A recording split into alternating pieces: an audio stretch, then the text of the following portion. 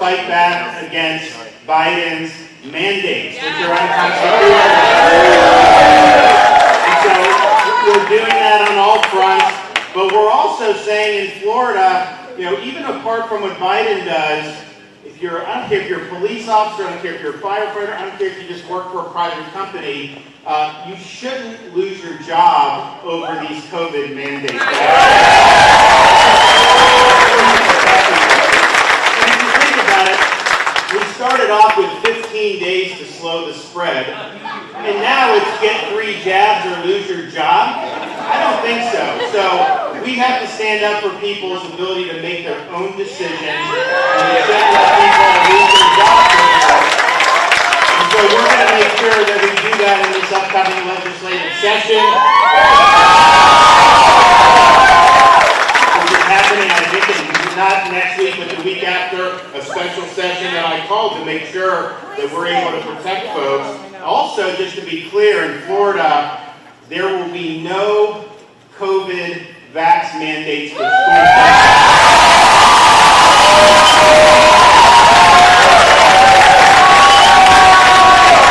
That is a decision for parents to make, and we'll support their ability to do that.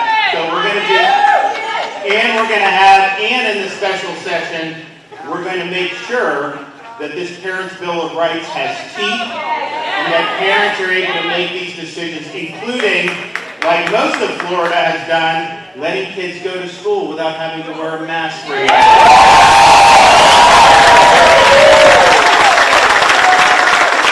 And one of the things we're proud about is that we were right here when we did it.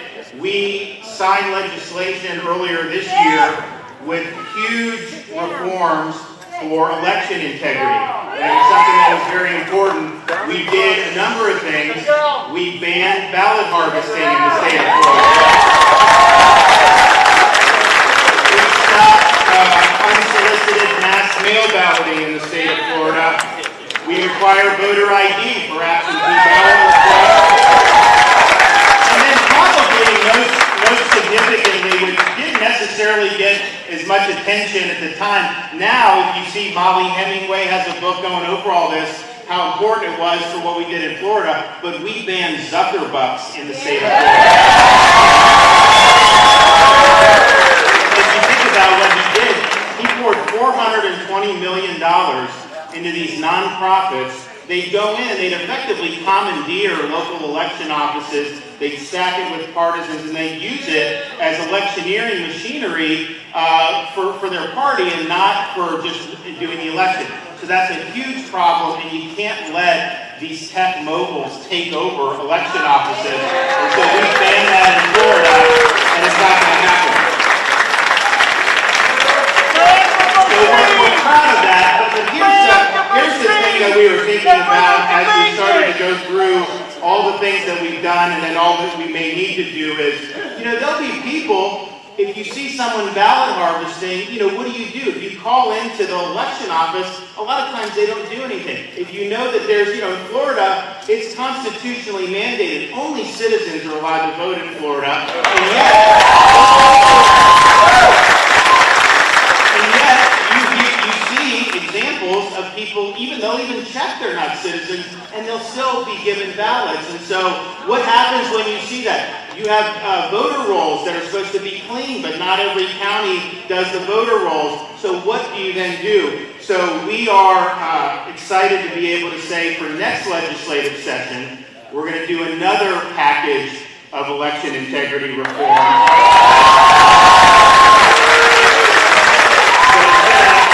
Florida way number one by a long shot in anywhere in the country.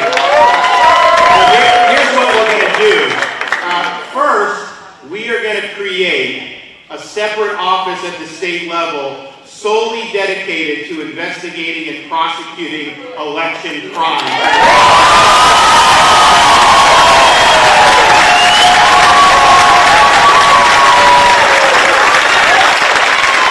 We'll have sworn law enforcement officers as part of this. We'll have investigators. We'll have the statewide prosecutor that's able to bring the cases. And so there's the issue that what will happen is if someone's ballot harvesting, you report it to these people, and this is their sole job. You know, some of these counties, it's not even, some of them will do the cases, but that's not their expertise. They got all these other crimes that they have to deal with. So by the time it happens, the election's already over. So it's not necessary, and some just don't want to deal with it at all. So now we have, there'll be specialists, they're going to understand what's legal, what's not legal. They're going to have the ability to investigate any crimes involving the election, and I think that's going to be something that's very, very important. We're also going to, because we've seen how they abuse ballot harvesting. Yeah, we banned ballot harvesting, but they only counted it as a misdemeanor. We're going to make sure ballot harvesting is a third-degree felony.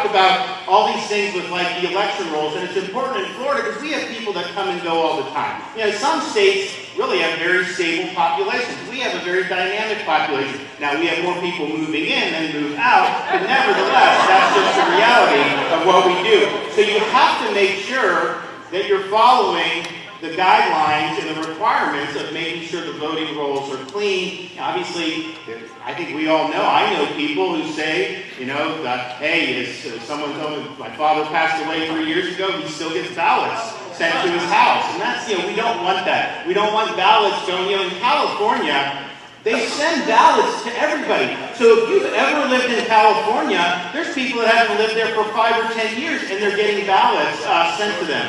And that's all because the voter rolls are not updated and the voter rolls are not accurate. So we have these requirements. The problem is there's no time limits on when they have to do it. So we're going to impose time frames where supervisors of election must clean their voting rolls by date.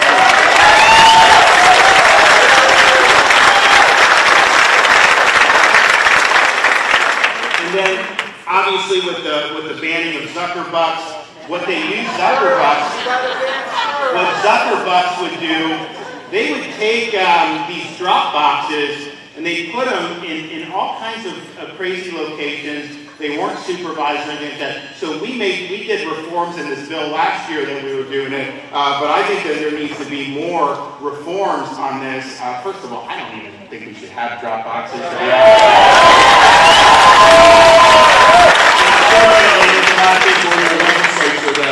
That thinks it is. But at the end of the day, it has to be in places where they can be observed the whole time it's open.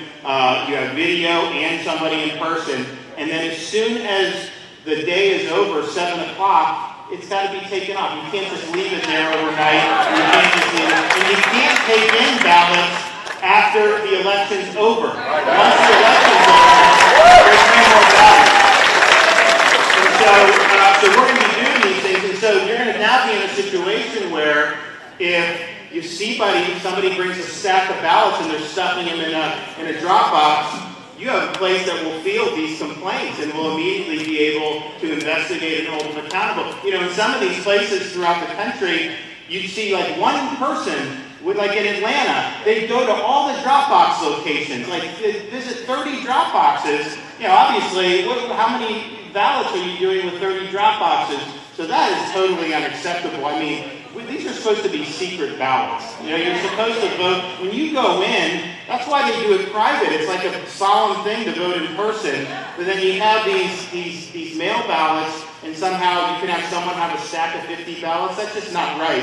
So we're going to make sure that that doesn't happen in Florida, and I think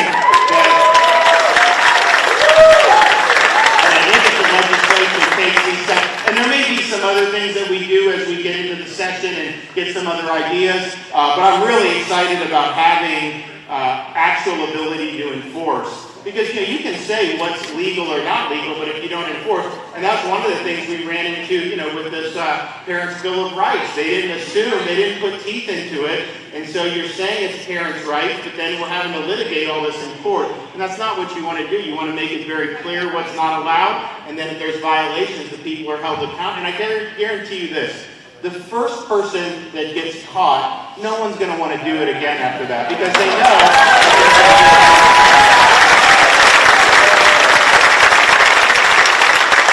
So we're excited. We're excited about, in Florida, if you look around, in September, the U.S. created 194,000 jobs nationwide. Florida alone did 84,000. We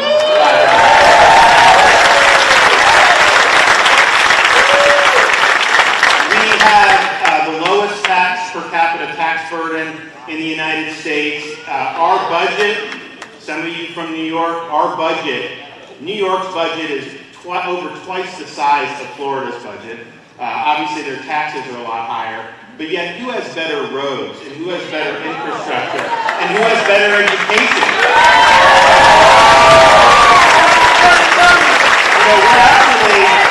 We're Florida now. When I grew up in Florida, and back then, California and New York ranked higher than us in education. Well, now, for K-12 education, we're number 3 in the country by Education Week.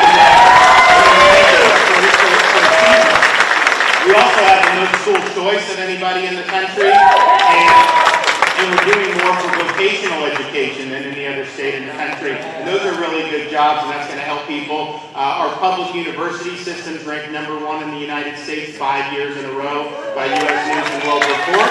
We don't let them raise tuition, so you can actually afford to go, and they're able to do that. So we're really excited about a lot of the progress that we've been able to make, and I think I talked about this voter registration. I mean, people are voting with their feet. They're leaving failed states, and they're trying to come to a state that's going to be well managed and well governed. I can tell you, I talk to people all the time who flee, and they say it's the best decision they ever made.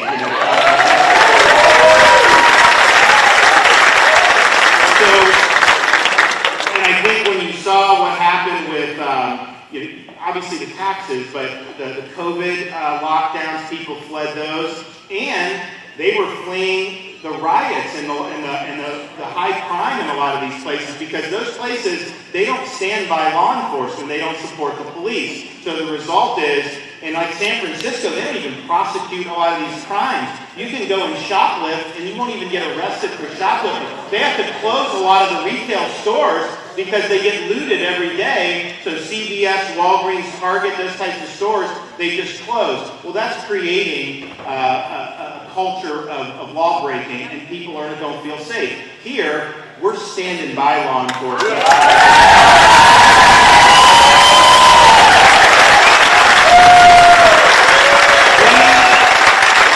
Last year, when people were defunding the police, we did $1,000 bonuses for all first responders.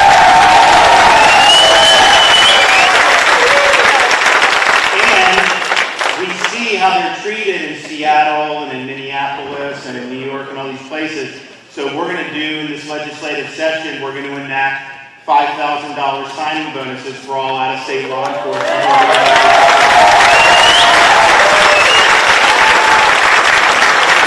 going to be bonuses again as well. So stay tuned on that. We're going to work hard. But it makes a difference.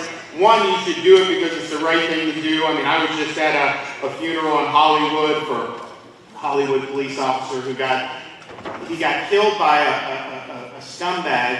But I can tell you this, had he not interdicted this guy, that guy would have killed people in the community, I guarantee it.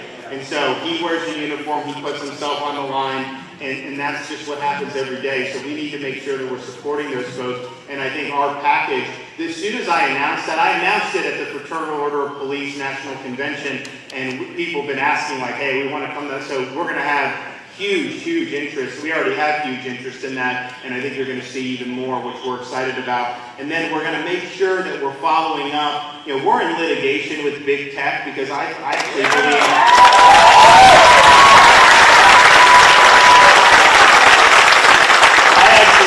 that if you want a free society, you can't have a handful of companies in Silicon Valley control the speech that's allowed in this country. And that's what's happening. They interfered in the election in 2020 by censoring things that they didn't want to be able to help Biden. And then they've done things with COVID to censor the truth about the Wuhan Institute of Virology, which we know was a big problem. And oh, by the way, Fauci funded Wuhan Lab.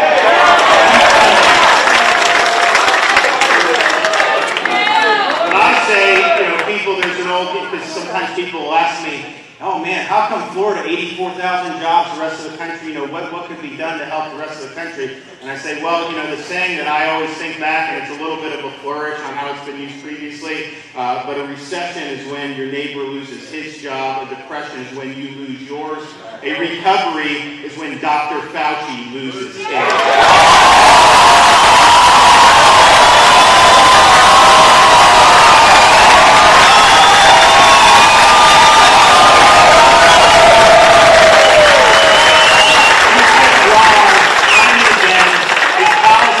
Very damaging to tens of millions of people, and we know what the NIH has been doing is cruelty to animals with what they're doing with these beagles and these puppies.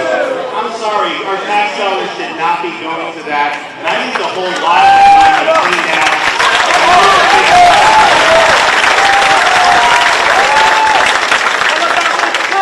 So we've got a lot to be able to accomplish going forward, but Big Tech, what they're doing is they are trying to impose an orthodoxy on this country. If you think like we do, they don't want you to be able to speak. And honestly, that wasn't how, when the tech started, they used to let people speak. Now they're trying to determine what is acceptable and what's not acceptable, and that's not going to work. And so what we actually said earlier this year, you should have the right, you should have the ability to stand up against big tech. If they censor you, you should be able to sue them if they're discriminating. And that's what we're working on.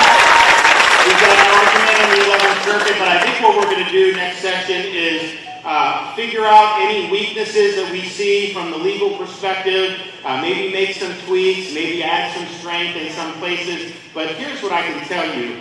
To just say like, oh, they're just private companies, they can do whatever the hell they want. Trust me, they're going to run all over you if they're allowed to do it. And we can't let them do it. And we're also going to make sure that they're not able to steal your data and make all this money, which they've been doing for years and years.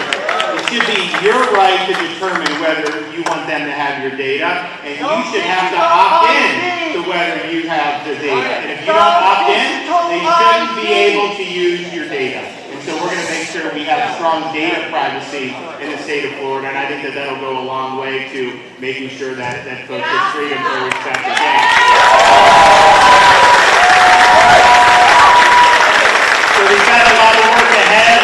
Hopefully maybe we'll see some of you in Tallahassee for this special session to make sure that we need really strong protections for people's jobs. We need to make sure we're protecting parents' rights. We need to make sure that we're standing strong when people want to see us. So that's what we're going to be doing. But in the meantime, just know we are going to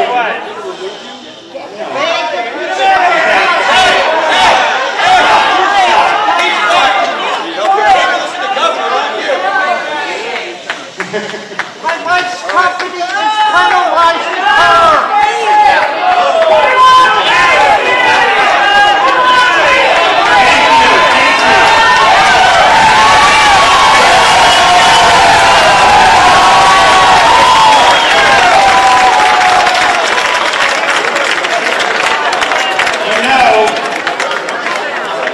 I want to thank you on behalf of our First Lady.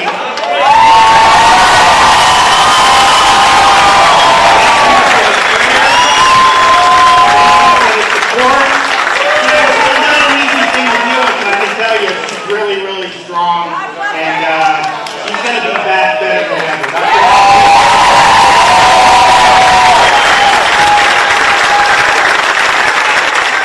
So the final thing I'll just say is, if you look at all the things that are going on, and you see big tech, you see corporate media, although they weren't very happy with Virginia last night.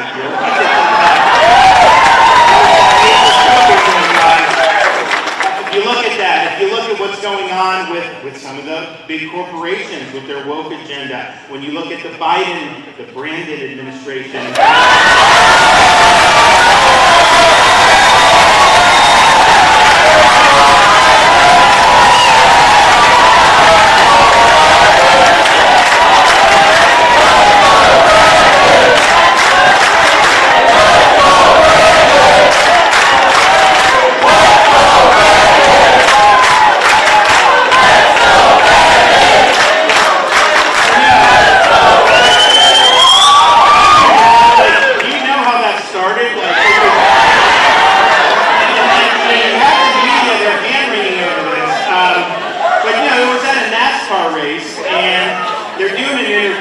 driver, I guess his name was Brandon. Yes.